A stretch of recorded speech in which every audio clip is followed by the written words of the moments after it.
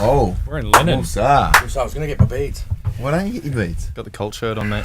You don't want to go... The cult leader shirt. Yeah. No, I thought we'll go with this because it's like corporate, but I'm also here to party. There's nothing about this. Nothing. It's got a collar. Corporate. It's bar and corporate. Yeah, And also bar and party. that's cool. Yeah, also That's bar cool party. if your company sells Marley beads at the markets. Hang on, I've got to do that. Cover the You yoga got one body. button done up. I'm very relaxed, as you can tell. I've been stretching. Ready to roll, mate. Yeah, audio's on, hey? We're going. Yeah. We're live. This is what I like. Getting into it like this. Yeah. Let the conversation flow, lads. For coming over from Thailand, mate, crazy. From where you were at. Had to be done. Had to be done, mate. I got the invitation from Tristan, and it was something I couldn't turn down, man. So yeah, I'm happy to be here and be part of the course and catch up with you boys. Get to meet you lads for the first time and see you again Yeah. and be part of history in the making. Yeah, I think it's exciting to go forward from here, and then just using you. This is an eye opener to yoga that the boys are going to be able to do. Like, and I think that's what some of the studios have got to figure out. Like, just take the woo out of it. The boys are already doing it. Yeah, 100%. Yeah. Well, you spoke about in one of those sessions yesterday where your sister taught you some breathing techniques that you use in Afghanistan, and you knew you were going into shitty areas and use that breathing technique to kind of pull yourself back into a more meditative state and fucking calm down a little bit. And you know what's weird is that everyone did it individually. I think, like, because I mean, you go in your wank booth in your beds, and so everyone's No going denying that. No, and everyone's going to bed, closing the curtains, and then everyone's left to themselves at night time. So no matter what's been going on or what bravado's been happening, and you're like, righto, now I'm with myself on my own. Yeah. How am I going to get to sleep? How can I deal with this? Yeah. Yeah, for sure. I think it's fucking awesome what Tristan's doing, man, and that's pretty much how Blind Tiger started. He's been using all these tools for many, many years, and I've had some good conversations with him, and he was like, yeah, I felt a little bit selfish for using these tools myself and not sharing them with other lads. So that's pretty much the concept of how Blind Tiger started. Yeah, which is pretty cool. He's a big Yogi Bear. He is. He's Yeah. a chill dude, man. Yeah. That's what this space needs. This space needs dudes who were heavy hitters that are like, I'm doing some of the fluffy stuff now, but we're going to take the fluff out of it and show you why it's good for human performance. Yeah, I like was it Beck that was saying? It just gives you that opportunity to. So they talk about breathing in combat shooting, and the physiological effects of actually breathing, and then seeing that in this and giving your brain clarity, so that you can make decisions by breathing. Because I know as soon as if I'm in traffic or if something's happening and I'm getting stressed, the first thing to go is I stop breathing or I slow down. My breathing's like, I'm holding my breath. Yeah. Breathing. And then that affects everything else, man. You hold your breath for long enough, your muscles start tensing up, your heart rate starts increasing. It has this physiological flow-on effect. Yep. So it's one thing that I realized. I told the story yesterday about how I was using breathing to get to sleep in Afghanistan when all that shit went down. We might talk about that later on, but I didn't know it at the time. But I was like, I need something to fucking get to sleep, man. Because if I don't get to sleep, then I'm not going to be able to perform. I'm not going to be able to function. I'm going to be a fucking liability, man. So, I literally just sat there and counted my breaths, took deep breaths in, long breaths out, and counted my breaths. And, it was a big part of the process for me, and being able to get to sleep and being able to actually perform and function whilst overseas. So, it's something that I've implemented since then. And I've refined the practice as I've gone through it, and now I do have a breath work practice every morning. It's part of my morning routine. I make it part of my morning routine, but I just throw it in with other things that are beneficial for me as well. So I've got a sauna at my place in Thailand, so I'm pretty lucky. So part of my morning routine is I'll get up and I'll go and swim some laps because I suck at swimming, but I want to get better at it. So I'm not going to swim to train. I'm fucking swimming to get better at swimming, and that's part of the process. I literally have to focus on my breathing and my technique, because if I don't, then I just fucking sink like a rock. Then after that I'll roll into my sauna and I'll sit there and I'll literally just close my eyes and take 50 breaths, and I'll throw in a little bit of box breathing here and there, and that 50 breaths sometimes might take me 10 minutes, sometimes it might take me 13-14 minutes, but I'll just use the 50 breaths, and then I'll fucking my central nervous system's calmed down, I'm in a parasympathetic state, and then I'll have a stretch and address anything that's tight and wound up, and then I'll roll into my day. And I think that's so. When you're using it for it's performance. You know what I mean, it's optimizing performance by doing some things that. So the yogis inadvertently, like back in the day, knew some things were good, and they put a spiritual spin on it. Yep. And or corporate, like, oh, you got to wear, if you're going to do yoga, you got to wear linen shirts, Marley beads, and or can you just be a dude? You've accepted it in less than 7 days. I'm with it. I'm a sellout. Yeah. Is that kombucha? This is naturally sourced, organic, fair trade coffee. Yeah. In a repurposed glass. No, it's not. They bought them. But I think that's a good point, man. Is there's so many fucking benefits in so many different modalities, but you just got to take what's applicable and just discard the rest. And, you know, the I think for the yoga, the most important aspect for me is that, you know, balance of the autonomic nervous system, pulling you back into a parasympathetic state and actually just fucking chilling out and resting and, you know, focusing on the breath and, you know, focusing on stress reduction rather than going into a hard yoga class and fucking hammering yourself through a vinyasa flow that's...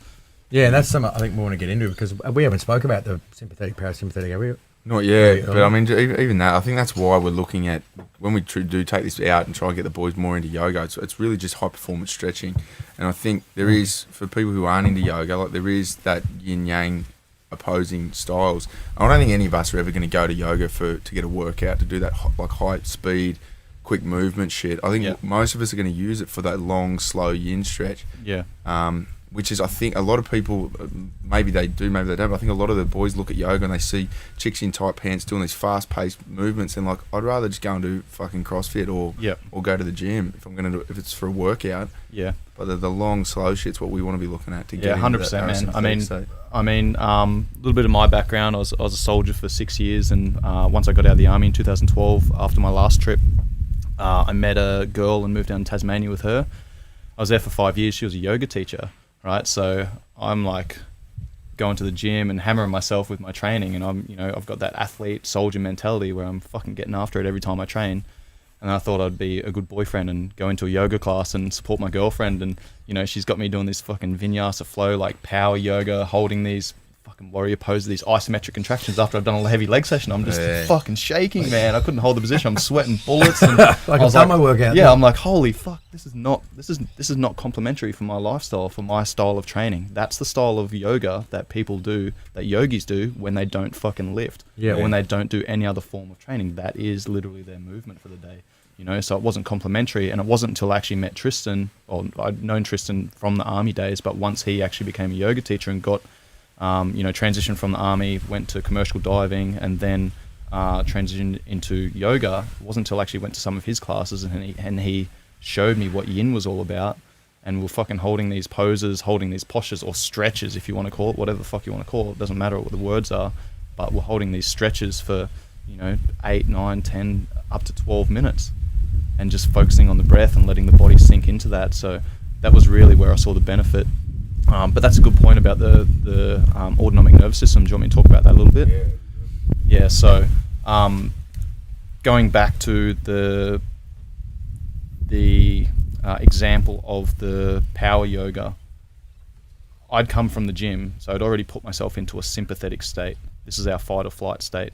I was already in that state. I'm going into yoga to focus on the parasympathetic state. Everything's all about balance. The more I push into a sympathetic fight or flight state, the more I need to pull back into a parasympathetic rest and digest state. So it's essentially a stress response. The guys are like, it's automatic. So these are your brain is reacting to what you're putting your body through, right? Yeah, exactly. And your body doesn't understand the difference between a real threat and a perceived threat. So a real threat might be you fucking driving along at 100 kilometers an hour and some asshole pulls out in front of you. A perceived threat is you fucking wake up late, the sun's up, and you shit yourself because you've slept through your alarm. The stress response is going to be the same. It's going to be dose dependent, meaning that if someone pulls out at 100 while I'm doing 100, someone pulls out, it's going to be a fucking high response. If I'm only doing 50 and someone pulls out, it's going to be a lower response. If I'm doing 10, it's going to be a lower response again. So it's important to know that, the higher response you have, and the harder you swing in one direction into the sympathetic state, for example, then the more time, energy, and resources you need to pull yourself back into a parasympathetic state. You know, so this is where the problem is, and I think that's why, you know, chronic stress becomes a thing, and that leads to anxiety and depression, is because people don't have control because they can't balance their stress response. They don't have a modality, is your terminology. Like they don't have a method to relax themselves other than let's go and smash 1,000 beers. Yeah, exactly. And that's the thing, man. I do this with my clients all the time. There's a acute stress. Here's the thing: acute stress is necessary for survival. You're fucking evolutionary speaking. You're walking along. Bear comes out of the woods. Right, fight or flight. There's a physiological process that occurs. So your pupils are going to dilate so you can see better. Then your muscles are going to tense up so you can fight or fucking run away. Right. Then your heart rate's going to increase blood flow. Then your respiratory rate's going to increase, you know, oxygen supply. Then your body's going to start pushing resources and mobilize energy away from the digestive system so that you can fucking essentially like just use your limbs to fight something off or run away, right? So that's an important distinction. Like I'm sure people listening and you guys yourself have trained so fucking hard that you can't eat for hours afterwards.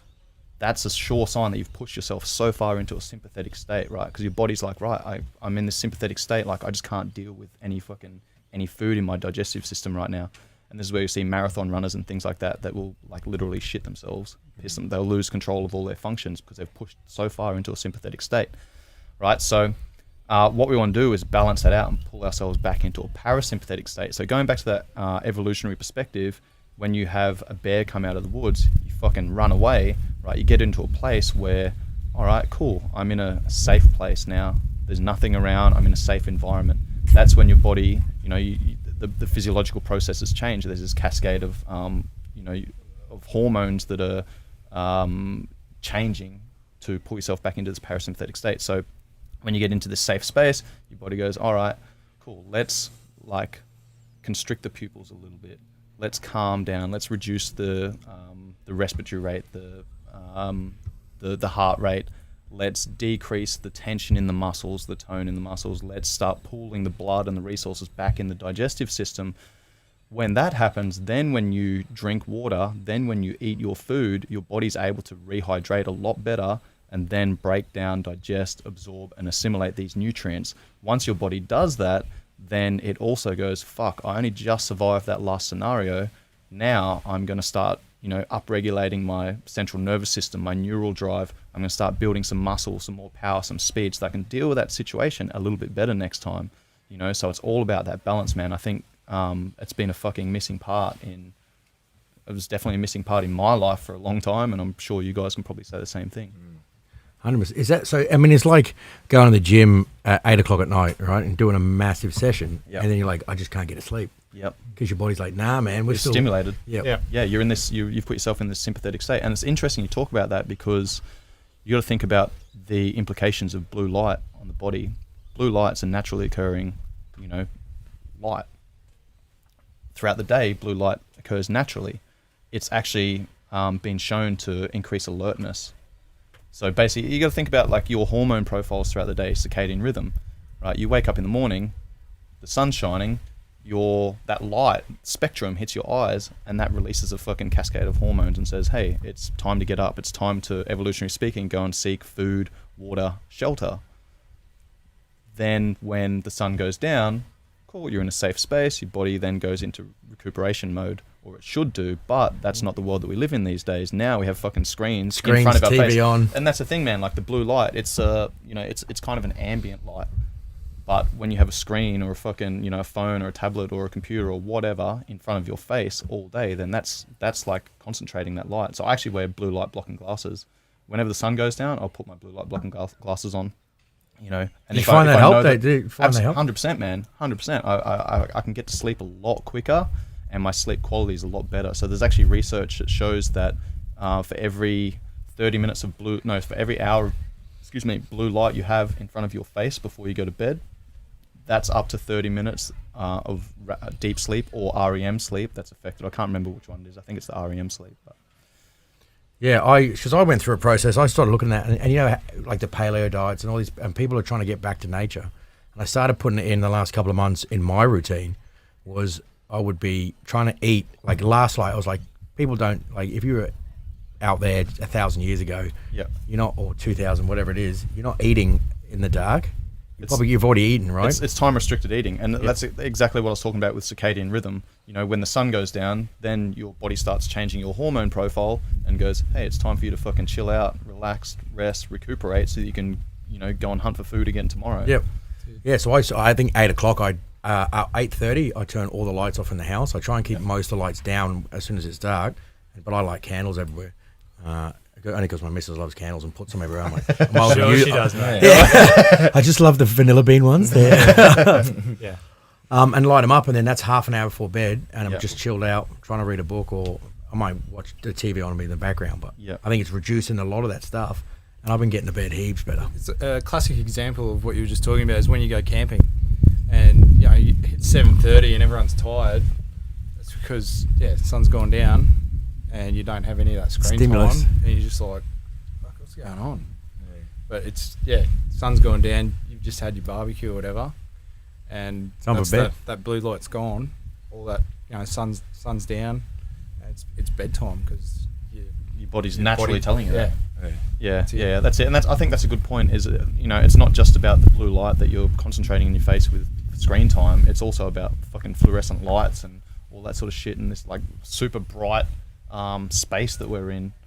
You know, I actually hate walking into shopping centers, like super brightly lit shopping centers at night time. It's just Because fluoro lights just like bang, Yeah. everything. Hey, so with knowing that, so these are some things that you've obviously, and this was part of the reason for Swiss 8 coming around is formalizing or having a system where you don't have to go through 30 years of life figuring this shit out for yourself, Yeah. because Yep. you've come along and you like you haven't been drinking coffee for 2 weeks, right?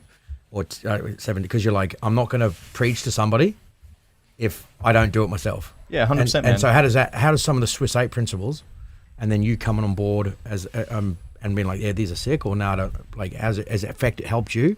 And you know, like, did you go through a rough spot to get out, to figure this shit out yourself, or you just sort of? Look, when I got out of the army in 2012, I kind of rebelled a little bit, and I was like, well, I've fucking been regimented for the last 6 years of my life, and I'm not gonna fucking get up at a certain time, and I'm not gonna make my bed, and I'm not gonna shave, and I'm fucking not gonna move, not gonna do all this shit, right? But I kind of floated around for maybe 8 or 9 months and lost my direction, lost my purpose.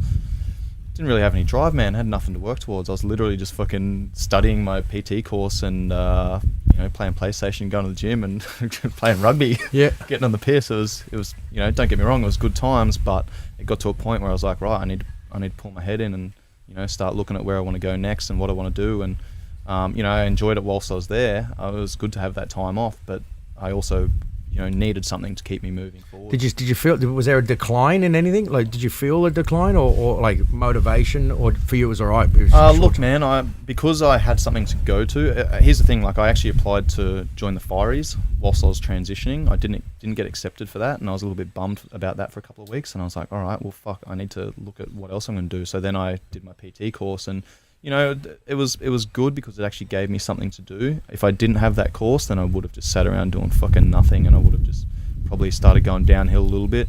But because I was, you know, I didn't isolate myself. I was based in Darwin, and once I got out, I stayed in Darwin. I lived in Darwin before I joined the army, so I still had my civvy mates around that I played rugby with. So that was a big part for me. But yeah, having that course to work towards, and I was playing footy, so that was pretty much what I was focused on.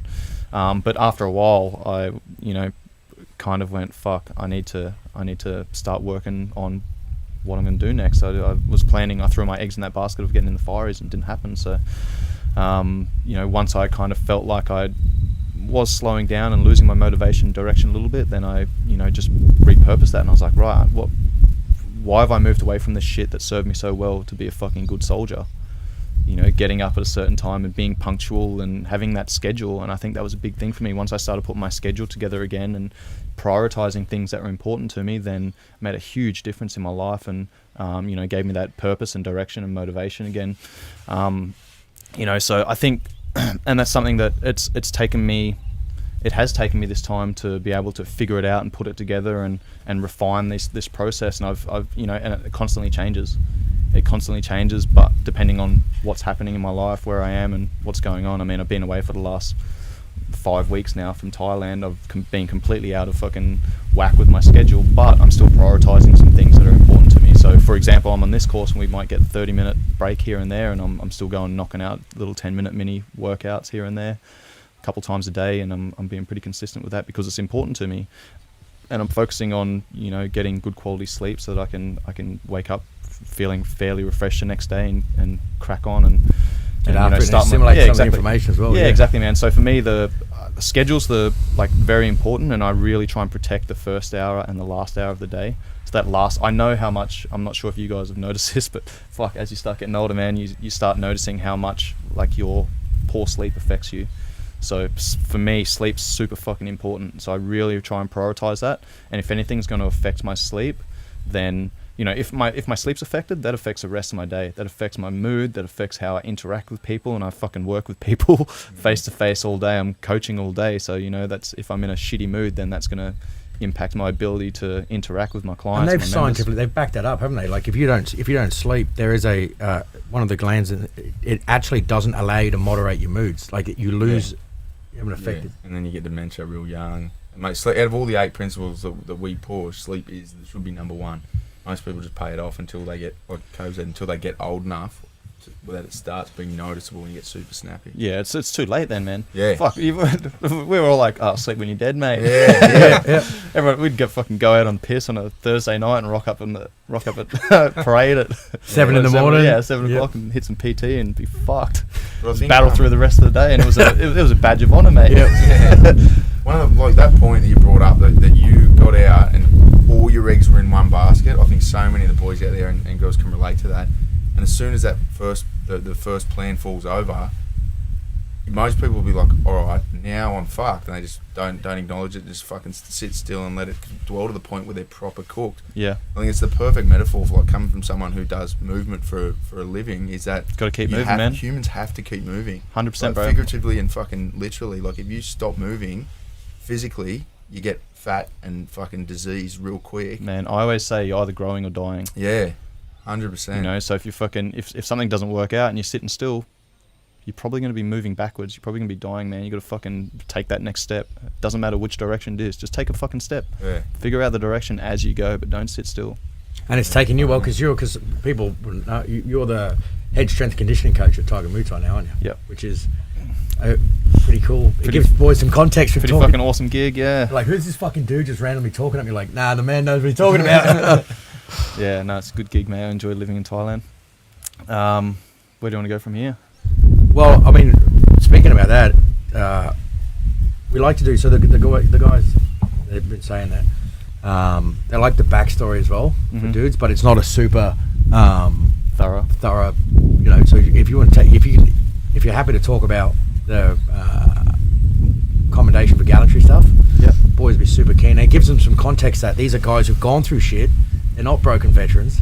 They get out, they get stuck, they find a way to move forward, and there's some principles, and I think that's what we're trying to push in on, right? Yeah, sweet. So I'll start. I actually put a post up this morning about fucking, being an abusive, part of an abusive family. My stepdad was, I don't know my father. My stepdad's been around since I was 3 years old or something like that. He was a fucking cunt, to be honest. Was abusive towards my mum especially, but me as well, and some of the other kids. So I actually ended up leaving home when I was 14. I was living in Queensland at the time, and I was just kind of getting caught up with the wrong people and stealing shit and doing drugs and just being a fucking pain in the ass, to be honest. Just being a scumbag, mate. So I realised that I was, going down that path, and it was something that I didn't want to be a part of, and I knew that if I wanted to, become the man that I wanted to be, then I need to get out of that situation, get out of that environment. So I actually left home when I was 14, moved to Darwin. I knew one person up there. He was a couple of years older than me. He was one of my mates that I used to skip school and go and smoke bongs with, go down the skate park and whatever. I moved up there and started working, and I was up there for a couple of years, just working as a labourer. I actually got my forklift license before I got my car license, which is a fucking random story, but anyway. started playing rugby and ended up being pretty good at it. Grew up with rugby league in Queensland, and then started playing rugby union in Darwin. And then I was actually working at the rugby as a caterer one day, selling hot dogs and shit. And went up to a dude and I was like, "Hey mate, what game is this? You know, can I have a run?" He goes, "Bring your boots down tomorrow." I was like, "I don't have any boots, man." He goes, "Oh sweet, come and have a run." He ended up being the Northern Territory under-16s coach, and about 6 months later I ended up representing the Northern Territory and went alright for the next couple of years and played around Australia in multiple competitions, and got selected in the first combined states team, which was Northern Territory, Western Australia, South Australia, Victoria, Tasmania. They selected the best 23 players from there, and we went to Sydney and played against New South Wales, Queensland, ACT. And I got approached there and got offered a scholarship in Sydney. So I went to Sydney when I was 17, had a couple of years down there, had a few injuries.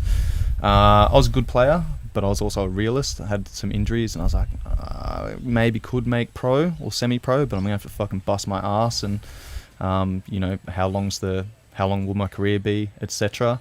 And decided I was going to move back to Darwin, join the army. So one of our mutual mates, Ryan Reeder, I grew up with Reeder, good dude. We went back up to Darwin and joined the army pretty much together. I think I got in a couple weeks earlier, and went through that process. Went to Kapuka 2006, Iraq, East Timor, Afghanistan. Got out 2012. So yeah. Yeah, and then deployed over, got to Afghan. Went to Afghan 2010. So 6 RL lads there. We did a handover takeover with them. Pretty much the first patrol that we went out on without them. So they took us on a couple of partner patrols, and then they fucking jumped on the chook and bailed out. And So what did it go? It went us, six, and then you guys. Yeah. They jumped on the chook and fucked off, and we stepped out on patrol, and we actually had a heap of intelligence that there was a heap of Pakistanis in the area. So we actually met face to face with them that morning, walking out of the mosque, and we shook their hands and fucking looked them in the eye, and that was it. We kept patrolling, and and then the engineers were conducting a search of a koala complex, and our sniper team were conducting a satellite patrol, just keeping eyes on, and trying to interdict people that were keeping eyes on them. And we tried to bail a couple of dudes up, but they were a couple hundred meters away by that stage, so by the time we got to them, they'd bailed out. But anyway, we got word over the radio that the lads had finished the search, and we were going to patrol out and find a position to break out the green zone. And we started doing that, and we got to a certain point where atmospherics just deteriorated, and the dudes running out, grabbing their fucking goats and sending them inside, and grabbing their kids and shit. And we're like, "Oh shit, this is not good." We're just about to bail out that area and keep patrolling, and we saw this one dude walking along the footpad, and we just pulled into a little bit of cover there and watched him for a second, and then me and my mate looked at each other. Me and Tamps looked at each other. Right, let's get this dude. So we came out, rifle shouldered, fucking pointing at him, and as soon as he saw us, he kind of shit and like braced up and went to turn and run. I already had one in the chamber, but I just cocked it and just let him know that you're not going anywhere, mate. Yeah, I was like, next one's going to be the fucking finger on the trigger. But yeah, so once he realised that, he was probably about 100 metres away at that stage, and we just called him over, and he walked along the footpad, and I slung my rifle, had my X-spray kit, and walked over to the dude. He wouldn't come any further than a certain point. So I walked over to him. Tamps was covering me, and X-sprayed him, and started, trying to have a chat to him as best we could. And and then Seamus, our team leader, pretty much just went, "Oi, Pakistani, Talib," and this dude goes, "Oh," and turns around, like points, man. As soon as he turned the points, it just fucking lit up. There was just rounds just kicking up around us, and yeah, hit the deck, man. Fucking returned fire, threw everything back into the pack as much as we could, and then I was facing the wrong direction. Like the rounds coming from behind me, so there was a wall probably about 15 meters in front of us, a little small wall. So I got up and just sprinted over to that and jumped over and fucking turned around and started hooking in. And I was carrying the GLA, luckily, because as a sniper team, we weren't all fitted out with sniper rifles because we're in the green zone. It was just not practical. So luckily, I was carrying the GLA and just started fucking lobbing 40 mils. I looked over, and my team leader Seamus was on his ass, firing single-handedly, ripping his tourniquet out of his pocket, trying to put it on. Myself and Tamps were just hooking in, and then Rob went over and put Seamus's tourniquet on, and then once the firing, the return fire died down, I ran over and dragged Seamus into cover and started patching him up until the medic got there. So yeah, bagged him up and then had to put him on a helicopter and didn't know what was going to happen after that. Next day we went out on patrol and burst machine gun fire went right between my mate and I was just like, holy fuck, this is going to be a long trip. Day two. Yeah, exactly, man. So that was literally when I actually started thinking about what I could do to help me get to sleep, because as you can imagine, your heart rate's through the roof and your adrenaline's spiking, cortisol's increasing, and it was a struggle to get to sleep. So that's when I actually started using the meditation mindfulness stuff as well. So that was the first incident, and then the second incident was when we actually got pinned down. We were basically sitting next to an IED in Overwatch position, and it started kicking off, and we were basically pinned down in position, and we were returning fire, and my boy Tamps got hit in the shoulder, and I just dragged him back down into cover and started lobbing a couple of again, I had the GLA, so I started lobbing some 40 mil and then patched him up and dragged him out of there and put him on chopper as well. So yeah, it was a pretty fucking heavy trip, mate. So no one wanted to be next to you. Well, we had a 4-man sniper team, and 2 of the boys got shot, mate. Yeah. So you walk past a mosque, see Pakistanis coming out, shake hands, you go get your tools, we'll go and sit on the hill and we'll come back and shoot at each other for a bit. There's nothing we could do, mate. There's nothing we could do. They didn't have any. They know the game, man. They fucking know the game. Yeah. Just looking the dudes in the eyes going, I know why you're here. Yeah, exactly. We can't fucking do anything about it, That's eh? the part, mate, when it's obviously there's rules of engagement for a reason. Yeah. Not too far away. You can't just go around killing people, but you fucking know. Yeah. Oh, 100%. Yeah, we knew they were there. We fucking knew it was going to be on. It was just a matter of time, mate. Yeah. We just happened to be out the front of the mosque as they walked out. Looked them in not the eyes, shook their That's not where I parked my car. Rightio, fellas, it's on later. Yep. Yeah. But using those, I think that's. I wanted to drop it into. I don't want to be like a constant bloody tirade, but thanks for just sharing it with the dudes, man, so that they can know, like, oh, there's a reason, and these guys use these tools, and they're saying, like, nothing it's on the app, and nothing that you say or would recommend to people, nothing anyone says, we don't either do it ourselves, see like validity in it, or the science behind it. Yeah, 100%. You know what I mean? Well, the things that we're passing on. I mean, you might want to talk about, how you started Swiss 8, man. Has the audience heard that? Oh, I think we've talked about it a bit. I mean, in a nutshell, real quick, it was just from my personal stuff from getting out of the military. I had no dramas with anything that happened overseas. For my trip, it was it was busy for some of the boys, not as busy for us. I was over there with mortars, and we only dropped bombs once, and it was most likely on nothing, because it was just to stop fucking some of the patrols getting shot at. But I had no dramas. Like, everyone talks about fucking PTSD being the big buzzword at the moment, but I don't know, that's a story for another day. But I transitioned out of the military and was just fucking cut off from the boys, and rode the roller coaster for a few years of just being up and down and not really understanding why. And just started, I think, a lot in similarity to what you've done, you just get obsessed with personal research. And I just started reading books, listening to podcasts, finding what was fucking addressing the shit that I was going through, or that I was experiencing, and going, a lot of this shit's just separation anxiety and fucking isolation causing depression, because I'm not with the boys that I trust. You're not with your tribe. Exactly, not with the tribe. And then started to put together, like, just document what was working for me, and then running the boys later on, a few years later, and just going, like, when you get fucking depressed or anxious, like, what are you experiencing? And after what most the boys, no one talks about it to start with, but eventually you're like, hey, when I'm fucking training all the time and when I'm eating properly, I'm good. And then I just smash piss for 4 weeks straight, and now I'm depressed as fuck. And you're like, well, there's probably some There's a fucking correlation there. Yeah. And so maybe just a coincidence. dot point this stuff down, and then just look into the research, go what's actually been studied to prove it. And the big ones were fitness, mindfulness or meditation, yoga, sleep and nutrition. And that's what we just started to roll into a plan. Mm-hmm. I mean, I'll let you talk about it, but that's, even as a PT, there's a lot of PTs out there that'll go, or fitness coaches that'll go, I'm going to fucking do fitness, and that's about as far as their scope goes. But you've got a very holistic practice. Like, me and the boys came over for a couple of weeks at the start of the year, something we're going to Thailand, something we're going to start doing every year for at least a month, because it's like a hard reset. But the main reason was to come and catch up with you. But being there, it's like it's good to have a coach that fucking understands holistic practice. So like, what? I suppose there'll be a question in there somewhere. What's your standard fucking model, or how broad is your left and right of arc when you're looking at programming for your clients in coaching? It's pretty broad, man, and that's because I have immersed myself in the educational side of things. And going back to, I really fucking believe that stress management is a massive part of it. So something I do every morning is, I mean, you look at the 9 out of 10 causes of all-cause mortality are stress-related. The only thing that's not stress-related is car accidents. But you could probably fucking argue that would be a part of it as well. That would fall under the banner. So I'm all about stress management, man, and that's where sleep is a priority for me. So my coaching philosophy is, if I'm not affecting my clients for the other 23 hours of the day, I'm not doing my job.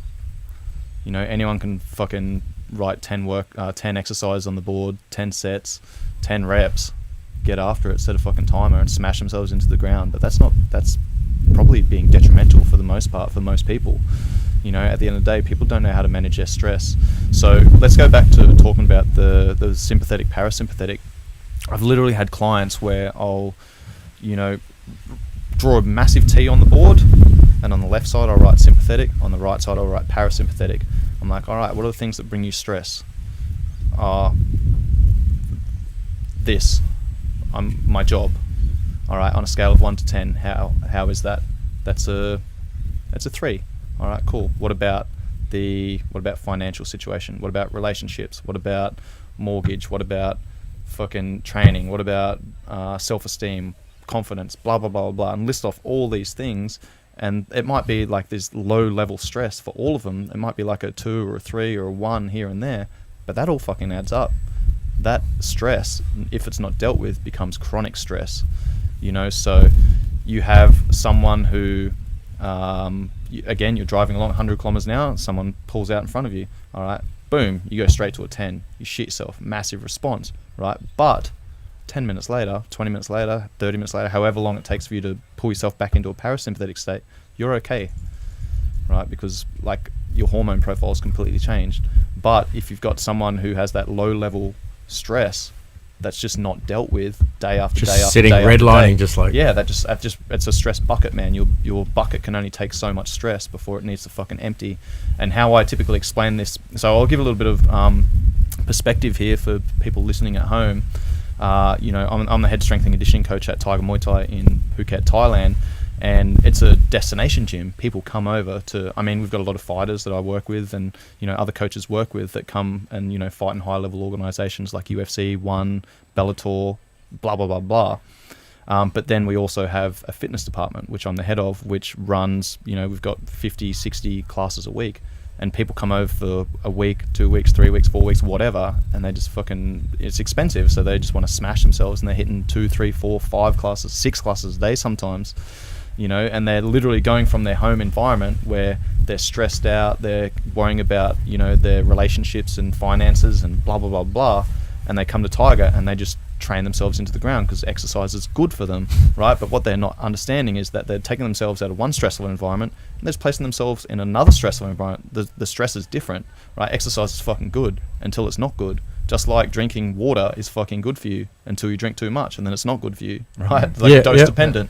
Yeah. So the way I explain this is, if I've got a headache, everyone knows I take 2 Pantene Forts. That's going to get rid of it, right?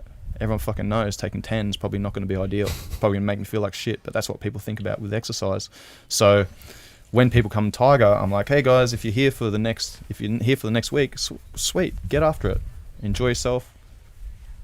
Get some training in, right? But if you're here for the next month, or if you're here for 2 months, just, ease into it. Progressive overload. You don't want to go from sitting on the couch to running a marathon, because it's going to fuck you up. Your body's not used to that stress, right? You got to step it up. Just like a child, a baby doesn't just fucking start walking. They need to learn how to hold their head up first. Then they need to know how to learn how to crawl and stabilize, and then the progressions go on. So if people are around Tiger for 2 months, for example, I always say, hey guys, just take it easy, go through progressive overload. Start with maybe, if you're training 5 days a week back home, maybe do 7 days a week or 8 days a week for the first week, and then build it up. But what I see is people roll in, and I get people, once I explain this, I get people come up to me all the time. They're like, oh, you just literally nailed my time here. Because they're there for, say, 2 months, and they start doing 4 classes a day. I'm like, sweet, this is what's going to happen. You start doing 4 classes a day, going from doing 1 class a day or 1 session a day, then after the first week, your body's going to be fucking sore, man. You know, your joints are going to be aching, your muscles are going to be aching, you're not going to be moving very well, your mobility's going to be decreased. The second week, you're going to start waking up and you're going to have like a little scratchy throat and a runny nose, and your joints are going to be hurting. The third week, all of those things are happening, but then you also need to sleep between training sessions, or you need extra pre-workout or coffee or whatever to get through the day. And then by the 4th week, you know, you got gastro or whatever, your immune system's literally shutting down because your stress is, your body's under so much stress, man. It's that stress bucket's filled up so much that your body goes, fuck, we need to pull you back into a parasympathetic state. What's going to get you to sit in bed for the next couple of days so you can actually rest and recover? Let's give you gastro. Let's give you food poisoning. Let's fucking and then let's you have go it back blown to your out job both and ends. you're stressing the bills and your missus. Don't shit yourself for 2 weeks. You go back to work. But that was the bit that I appreciated the most. We got there and we were with one of the boys who we can leave his name out of it. Just got back from the Middle East, and I'd just been he'd been there for a bunch of months. I'd just been working around the clock for a few months getting this fucking stomp stuff ready, and we got over there and we're like, let's fucking go hard. We're only here for 2 weeks. Let's fucking hit every session we can. And you're like, nah, 2 a day max, boys. And then in the gaps, get fucking massages, because you're in that state of like fucking constant sympathetic state of stress for fucking months leading up to it. Come over and you want to ramp it even harder, you're going to cook yourself. Well, that's exactly why I like had a chat to you boys. I'm like, what have you been doing? You're like, oh man, I've been run off my feet with work and blah blah blah. And obviously fucking old mate came back from overseas, and I was like, right, these guys don't need to fucking get here and hammer themselves, man. Like, yeah, get some training in because it's fucking good for you, but focus on the other things, the recovery mechanisms, those things that pull you back into a parasympathetic state. And that's where I was going before when I was making that tea, sympathetic on one side, parasympathetic on the other side. You ask people like, what are the things that stress you out, and then you flip the switch and you go, what are the things that actually fucking chill you out?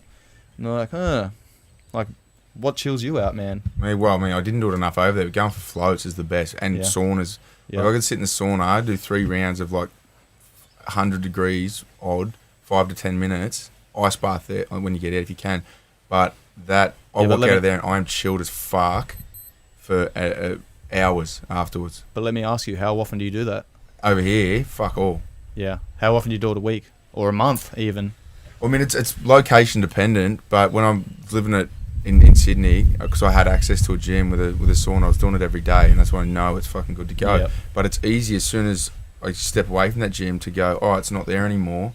Don't go and search for another one. Just fucking, it slowly fades away, and then exactly. months later, I'm in a habit of not doing it. Yep. Yeah, and it becomes a habit, man. That's that Exactly. progressive overload, and then whatever you practice becomes permanent. Yeah, exactly. But that's a thing, man. Like when you're doing it, you might not necessarily feel the difference when you do it, or you might feel the acute difference. But then when you stop doing it, that's when you notice a big difference. Like, fuck, I haven't been feeling as sharp as I normally am. And that's the same thing with coffee, going back to that. Like, I haven't had any caffeine since I've been on this course. And the reason why is because, you know, I got up to 3 to 4 coffees a day. For the last 6 months, I've been going, all right, it's time for me to reduce my caffeine consumption. Why? Because I fucking know that I can't function until I have my first coffee in the morning. When that happens, I know that that's become a problem. Yeah. So how do I get out of that, right? I need to, you know, slowly start weaning myself off. I didn't actually do that. I was just like, fuck it. I'm just cold turkey. Just gonna go cold turkey and just muscle this one out. Probably not the smartest idea to do on a course when I'm fucking in a learning environment. The first couple of days, I was like, oh god damn. And because you've gone vegan, you've gone the veggie diet here as well. Yeah. Which you know, I wouldn't typically recommend to people if they're going to change something. So one thing at a time. Yeah, one thing at a time, so you can actually measure the effects. But you know, I've done both before, and I periodically throw in like vegan times or vegetarian times in my diet, and going caffeine free and things like that as well. So, you know, I want to experience what that is, because these are the things that I recommend to my clients as well. And I don't want to fucking recommend shit that I haven't tried, or at least know the research behind, and you know, have some sort of understanding of why it's going to be beneficial.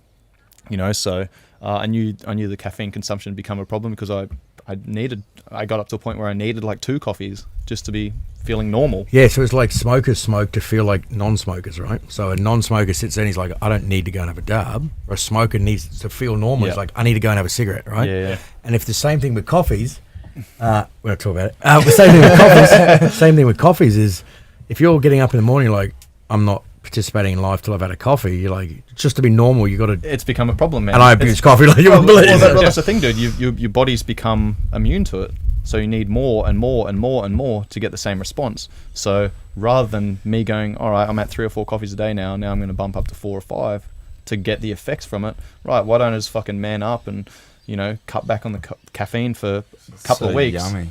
But It is delicious. But But it's the here's the back end- thing. But now I'm going to fucking not. The first couple of days have been difficult, and even now I still don't feel as sharp as I normally do.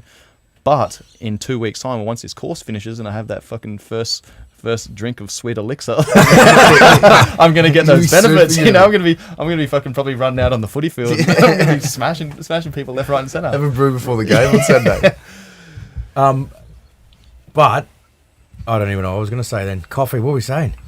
No, Delicious. fuck it, Delicious. go on. Delicious. So there's Nutritious. one thing I want to bring up is that if you're trying to teach people who aren't highly disciplined like how to form a habit, it is like progressive overload. It's like do it slowly, 100%, adapt into it. and one thing at a But time. the big but for that is there is no research around this, I don't think. But you have to take into account the fucking AJ mindset too. Like a lot of the boys are, I'm fucking all in or I'm all out. Yeah. And I know training wise, 100%, but habit building and stuff, or if you're going to go no coffee, people would look at it and go, well, that's kind of going against your rules, going cold turkey. But there's also a fucking AJ mentality that goes, no, I'm fucking training discipline today. Yeah. I'm going cold turkey for 2 weeks. Yeah, and that exactly. works too. And you Yeah. you almost get an enjoyment out of like that mental challenge in your Yeah. head of going, no, I'm not going to do it. 100%. Yeah. Every time I see Yeah. you boys with coffee, I'm like, oh fuck, I want one of them. Yeah. But I'm just like, no, I'm not gonna do that. I've But- said that, and here's the thing, man. It's accountability, because I actually put a post up on my fucking Instagram stories, and I was Yeah. like, hey, I'm on this course, I'm going veggie free, and I decided, fuck it, I'm gonna go coffee free, because I've been thinking about it for a while, and like, there's no, no time's better, there's no best time, but some times are better than others. So Yeah. I was like, fuck it, I'm just gonna immerse myself, and it's that accountability. I put it out to other people. I told you guys. Yeah. And I'm like, and to me, my word is my fucking promise, man. Like, There I is say no, I'm doing something, There I'm is doing no the best I better can to- accountability technique to an AJ than being made to look like a weak cunt. You tell all the boys I'm doing it, you fucking got to do it now. yeah, 100%, man. Yeah, that's why we're walking around Australia. So that's going to be. We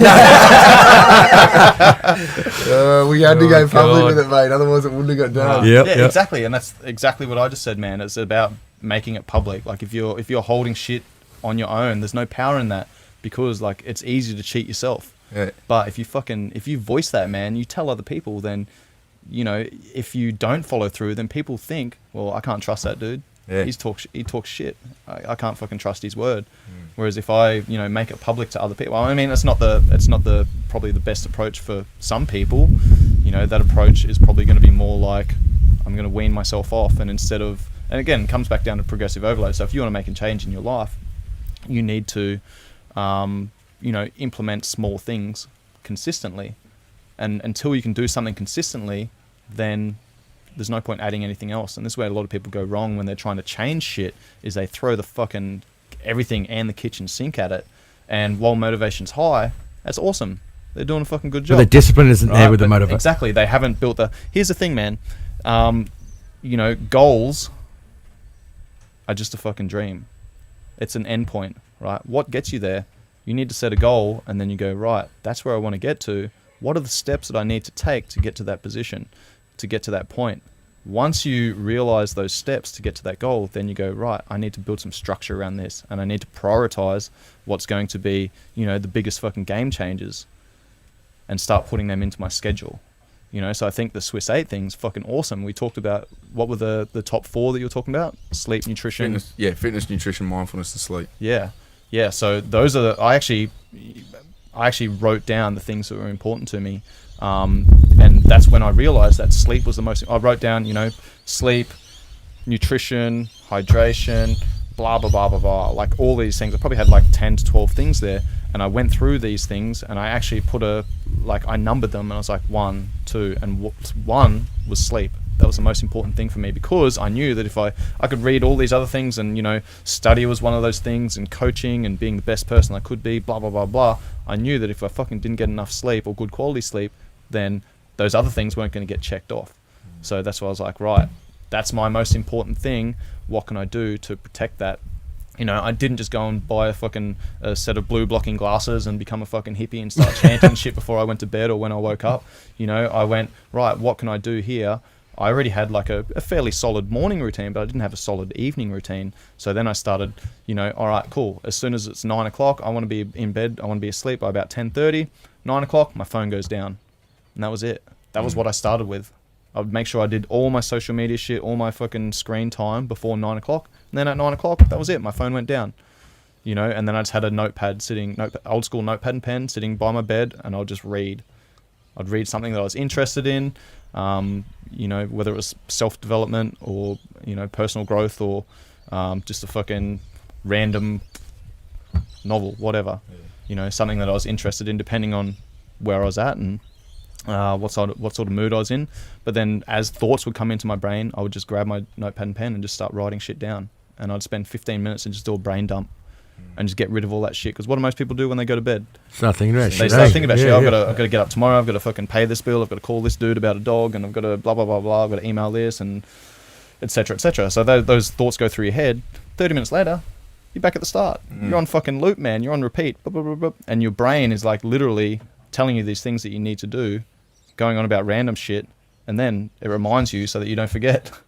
So you do a brain dump, man. You write everything down, and then the next morning, that's my evening routine, part of my evening routine, and then I'll go back to reading. And as shit comes up, I just start jotting things down, and I write everything down. Sometimes it's absolute fucking rubbish.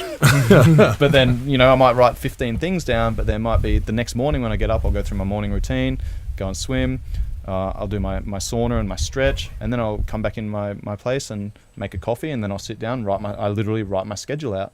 All my appointments that I have for the day, you know, they're my priorities, my work, and then I start putting in my study because that's important to me, and then I start putting in my training because that's important to me, and then I start putting in recovery because that's important to me, and all these mechanisms that, you know, are important to me. You know, so when I'm writing my schedule out, then I'll just take my journal and I look at the 15 things I've written down. I'm like, that's shit. Don't need to worry about that. Oh, fuck, I need to do that. Where can I slot that into my day? You know, so I might only take 2 or 3 things out of that journal and start putting them in my schedule. I'm like, I need to get my fucking scooter service today. My scooter. That's a big one, but getting Scooters, yeah, it's really important. Yeah, Scooters. Yeah, Everyone got a scooters. motorbike too, mate. A lot of people will go, all right, I've got to get X, Y, Z done. I've had this idea, I've got to get it done. They'll put it down on paper, and then that ticks it off in their brain to go, that's been recorded, and then you fucking don't look at it for weeks. Yeah. So the big part, if you actually want to, otherwise it's just like a dream, like a goal. If you put shit on paper and you're like, oh, that's got to get done, it's an idea I've had, you've got to set time the next day to follow up and actually fucking schedule it. Or if you can't set it for the next day, you got to schedule it in the week somewhere. Yeah. You know, that you Gotta look at prioritize it. what's most important to you, and then go, Absolutely. right, this is, and that's, you know, a productivity tip as well is to, you know, have a hierarchy of things. Like, right, these are the important things that I need to get done, but I understand that my energy levels at this time of the day aren't going to be fucking great. So that's when I'm going to do the more monotonous bullshit where I might be answering emails and shit like that when my energy levels aren't really there. Once my energy levels have bumped up after I've trained, for example, you know, and fucking had my pre-workout and hit a training session and I'm feeling good and I'm fucking sharp, then I might have a protein shake and go, right, now I'm going to get after these things that are really important that are going to require the most attention. Yeah, so I set my calendar up. I do not do anything that requires fucking cognitive energy after lunchtime. Yeah. And it's not just because I'm eating and crashing. It's because, like, I am a morning person. I'm good to go to do shit that requires energy and mental strength in the How are morning. you without coffee, mate? Hey, talk about that on the camera. Bro. No, I drink coffee every day. I probably should have a reset week or two at some stage, but I'm not having one anytime soon. Maybe after the stomp. But no, like in the morning, I'm good to go. If I've got to do like high level tasks, that's when you do them. After lunch is when I'll do stuff like making follow up phone calls and the shit that you don't really need to think. It's all primal and autopilot. But that's good awareness from you as well. Like, how many people have that awareness, man? Yeah. And it's just about, you know, bringing your awareness to when you do have energy. I mean, fuck, man, we're terrible at listening to our bodies these days. Yeah. You know, how often do you you wake up in the morning and your fucking joints are sore and your muscles are sore and you still go and train hard anyway, and that's your body talking to you, man. Maybe you've stuck in this fucking heavy strength training phase for too long and your joints are starting to talk to you, and the check engine light's coming on, and you fucking your body's like, hey man, you're probably pushing a little bit hard right now, and maybe your stress levels are a little bit high. That chronic stress is starting to build up, and now you're throwing more stress on that. It's just inflammation, man. It's your body saying, hey, and that's the thing, inflammation's good. Your body requires inflammation to then recover and adapt above and beyond. But when it's inflammation and stress are fucking directly related. They work together. They go hand in hand. So it's the same thing with nutrition. How often do you eat? Like, for example, when I first start working with clients, like, going back to the holistic thing, I'll talk to people about their sleep. I'll talk to people about their nutrition. I ask them if they ever have any bloating or indigestion or energy level crashes throughout the day, etc., etc. And then they go, yeah, actually, most days at 2:00, I feel like, my energy crashes and I'm craving chocolate and blah, blah, blah. All right, cool. Let's look at the last thing you ate for lunch. What do you normally eat for lunch? I normally eat this, that. Well, there's maybe something in there. Maybe it's grains or fucking gluten or something that's causing this inflammatory response. Maybe it's spiking your blood sugar levels and then it's crashing, and then your body's like craving fucking sugars to bump up your blood sugar levels, etc. That's literally your body talking to you and telling you something. And this is where coffee, literally going back to coffee, like masks those signals. You're sore, you're tired, you don't feel like going to the gym today, but because you're a fucking soldier, you're going to go and get after it anyway because you don't want to be a weak cunt. So you fucking take your pre-workout and get the tingles and roll into the gym and put on some fucking Metallica and get after it. Yeah, it's like it's probably not the best approach at that time. Your body's you're just masking those signals. It's autopilot, isn't it? Your brain's got a program on and it doesn't know why it's using the program, but it just knows that's the program I'm running on. It's a default, man. Yeah. Like, it's just what you've conditioned yourself to do. So sometimes it's worth taking a step back and just going, right, I need to fucking reassess and start introspection, body, man. Introspection. Yeah. And I think that's something that I'm not sure. What have you guys gotten out of this yoga course regarding that? The meditation stuff and the looking in, and I mean, I was always I'm fairly introverted and then extrovert as a cover up for it, but but I like the meditation stuff and the calming stuff. Some of the stuff is different. I know they're trying to teach us a broad range of stuff, but I think having that time just to chill out as well and not be stimulated by stuff is kind of cool. Some things can pop up and you're like, Yeah. So it's cool. It's giving me some space in the mind and really cemented it for me. It's just finding time in your day and generating that routine that's going to be so important for me moving forward to where am I going to put this in. And probably it's going to be when we start doing the yin stuff and I had 30 minutes of meditation before going to the gym or I think that's a really good point as well, and that goes back to that progressive overload. If you do want to, if people listening at home want to add that mindfulness meditation in, it's something Tristan said to me years ago, when I told him that story about everything that happened in Afghanistan. I couldn't fucking sleep and blah blah blah. I was like, I need to get my head right. I need to get to sleep, otherwise I'm not going to be able to function, I'm not going to be able to perform, and I'm going to be a liability, I'm going to make a mistake, and I'm either going to fucking lose my legs or my life, or the bloke behind me is going to, so I told Tristan that story, and I told him about how I was using my breath and just counting my breaths to get to sleep, and he was like, dude, you've been meditating, fucking using mindfulness for years, you just didn't know it. You don't have to sit on a fucking yoga mat with your legs crossed in an on position, fucking with Lululemon pants on, om shanti shanti.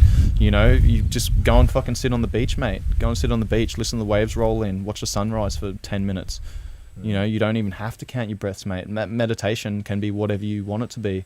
And that, like I said earlier, that swimming that I do first thing in the morning is that kind of meditation for me.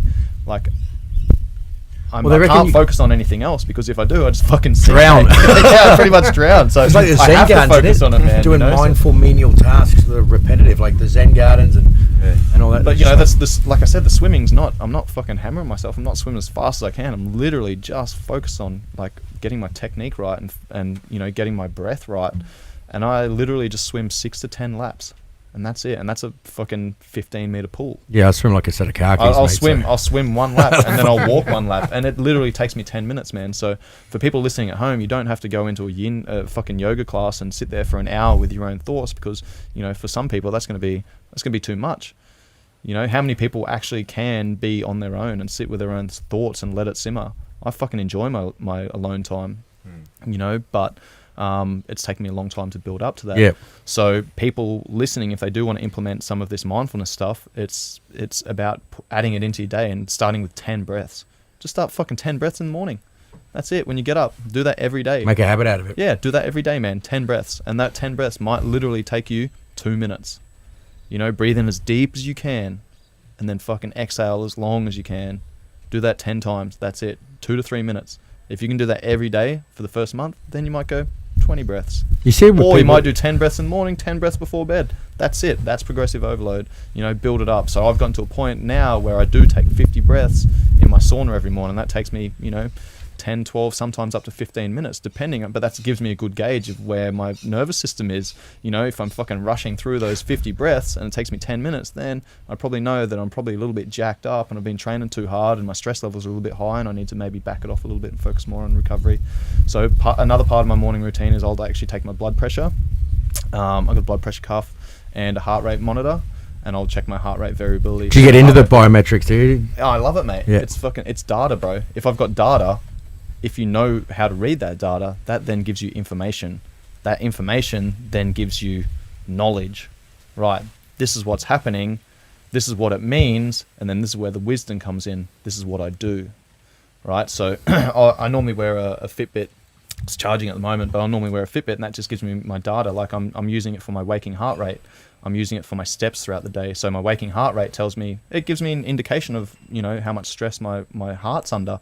So think about, like, this is really fucking interesting, man. When I got my tattoo done, I went back came back to Australia in August, got my tattoo done over 6 days, and it was roughly 34 to 36 hours in the chair over 6 days. I think you're the only guy that ever comes to Australia To get it from Thailand. Yeah. Well, there's a story. There's a story behind that. It's like one of my mates that I was actually in Afghanistan with became a tattoo artist, and he did like you guys saw my tattoo. Yeah. He did the military themed stuff, so it meant a lot to me as well. So definitely worth it. But anyway, when I was getting my tattoo done, I didn't bring my heart rate monitor or my blood pressure cuff or anything. Just brought my fucking Fitbit, man, and it was interesting looking back at the data. I didn't really notice it at the time, but whilst I was back home, I was like, right, I understand stress. I'm not going to do any training. My body's already going to be under stress from this foreign fucking gun stabbing ink into me, right? So my resting heart rate was roughly 52 beats per minute when I was in Thailand, right? Flew over, had a couple days in the chair, Thursday, Friday, had Saturday, Sunday off, then Monday, Tuesday in the chair, Wednesday off, Thursday, Friday in the chair. So I did have some breaks. I was in the chair for 6 days over roughly 10 days. And looking back in hindsight, I was seeing my heart rate. It was probably like the fourth day. Then my resting heart rate was 54 beats per minute. And then it went up to 56 and then 59. And then it went up to like 64 beats per minute. And that was once I got my tattoo finished and then I flew back to Thailand. It probably took another week for my heart rate to come back down to 52. You know, so it was interesting looking at that stuff to see how much stress my body was under. So think about it like this. If your resting heart rate's 52 beats per minute and then a week later it's up at 64 beats per minute, there's 12 fucking beats per minute that your heart is having to work harder. You add that up over an hour, you add that up over the fucking day, man. That's massive. You know, so going back to my heart rate monitor, I'll check my heart rate variability, which is a measure of my autonomic nervous system. So this is basically going to tell me how much body my stress is under. So high variability is good. That means that your body's ability to deal with stress is high. You're resilient. So you can train harder. You can get after it. You can fucking push it a little bit more. But when your heart rate variability number is low, your body's ability to deal with stress and its resilience is going to be compromised. So that's when it's going to be time to like back it off a little bit and focus on recovery mechanisms and, you know, nutrition and hydration and quality sleep and things like that. So, you know, I'll work in phases, man. People want to, like you said, they're all or nothing, but there's going to be times when I'm going to be pushing. There's going to be times when I'm pulling back. I actually put a YouTube video up a couple of days ago about, you know, mindset matching expectations to commitment levels. You know, a lot of people are constantly trying to make gains. My philosophy is I'm in a maintain mentality for 6 to 8 months of the year, where, you know, I'm at a point where I'm happy with, you know, where I'm at, what my body can do, what it looks like, how it performs, etc. So, I'm still going to prioritize my sleep and my training and nutrition for the most part, but I'm not being super restrictive. I want to go out on the weekend and fucking get on the piss or, whatever, then I can do that. I'm not being super restrictive. But then there's going to be times when now, for example, I'm 5 weeks into a 6-week trip, my training's taken a hit. I'm not focused on gains. I'm focusing on minimizing damage. So if I want to get on the piss and I want to have fun with the boys and want to go and play footy, have some late nights, etc., it doesn't really matter.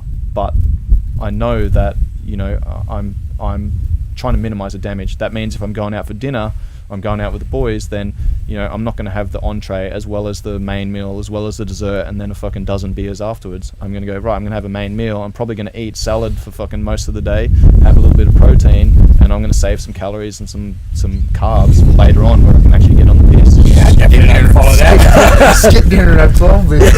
24. Yeah, but it comes back down to that planning and that preparation, man, thinking ahead. And if I'm trying to minimize the damage. Again, I'm not all or nothing. I'm having a good time, but I'm not fucking just going, right, I'm completely off the wagon, so fuck everything. I'm just going to fucking dive in deep, and then there's going to be, and I might sit in that phase for, 1 or 2 months of the year, and I'm okay with that, knowing that my body's going to bounce back really quickly. As soon as I get back into a routine, man, that muscle memory is going to come back, and I'm going to fucking go straight back into making gains. And then, 2 to 3 months of the year, I'm focusing on making gains. If I've got a rugby tournament coming up, for example, then I'm going to dial everything in. I'm going to, really focus on sleep, recovery mechanisms, ramp up my training. But in conjunction with that, then I'm going to pull back on the booze and, fucking late nights and all that other shit that, has an impact on ability to recover. Yeah, 100%. But talking about that central nervous system stuff, like the boys training for selection and that, like dudes were doing like 3.2K webbing runs. They reckon it takes like a week and a half, like for your central, to a max effort 3.2 or doing 20 to 20 clickers and stuff like that. The damage for your central nervous system to properly recover from the stuff you do to it. Yeah. Remember you go to the battalion, you're doing a 20 clicker every Friday, like, come on guys, we're doing another 15 clicker. You're like, your body actually hasn't recovered, because that's humping with weights, a lot of damage on your body, right? Yeah. And like, no, we're doing that every Friday. But dude, that's a good point about the selection process. I've had heaps of people, I've got, I'm sure you boys have had the same thing. Like, I've had mates that would fucking smash themselves. They'd go through the 13-week selection program. They'd run that twice, mate, and then they wouldn't have a deload before they go into it. I'm like, you're hammering yourself to prepare yourself to hammer yourself. I was like, you're testing yourself all the time. Just fucking train. If you're gonna do the 13-weeker, like, it's there for a reason. Then maybe once a month, then test yourself. Train the majority of the time, then test yourself. Go fucking 48 hours without sleep or food, and still continue training. But then back it off a little bit.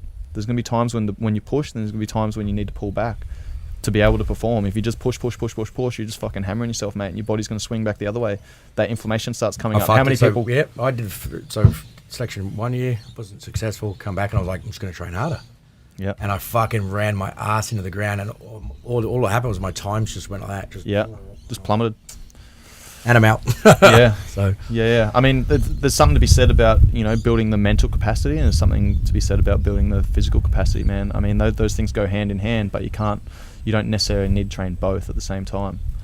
I'm not fucking hammering myself every single time I go into the gym these days, whereas I used to do that, 5-6 years ago. But I fucking learned very quickly that if I'm going to be doing that, then my body's going to rebel. Yeah, 100%. It's going to make me sick. I'm going to get fucking run down. I'm not going to be able to sleep. It's going to affect my hormones. Going to affect my relationships.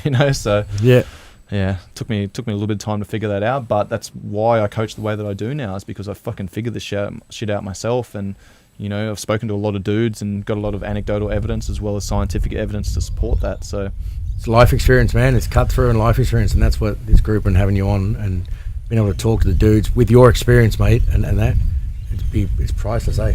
I think this this podcast has been really good in conjunction with the app as well. I think a lot of the information that's been said on today's podcast has related really well to what's on the app and what's available on the Swiss Aid app. So it's for everyone that's listening. For anyone who doesn't know, Cobes has put a program on there too, which is probably the fucking best program on there.